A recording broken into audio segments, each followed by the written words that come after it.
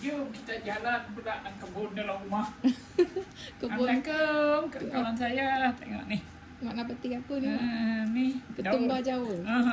Kebun luar tak ada dah. Tak ada dah. Ni kebun dalam rumah. Kebun pula boleh makan dah juga. Tengok ni.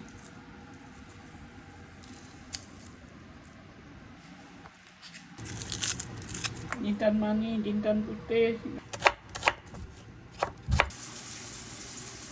Kalau boleh macam nak masak bagi makan. Tak seronok masa kami duk makan seorang-seorang. Masa ingat kawan-kawan semua.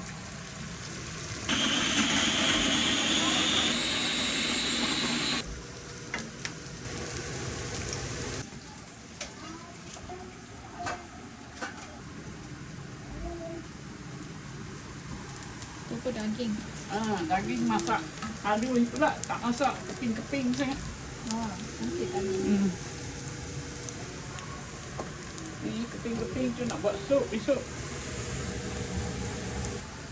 Ni guna lagi.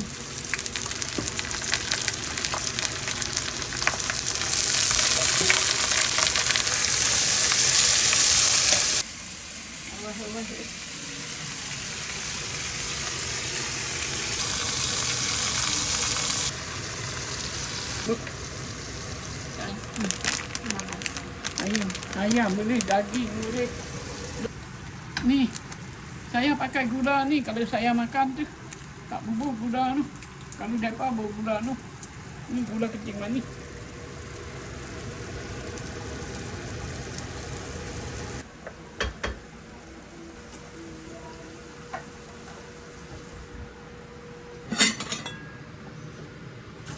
Tu,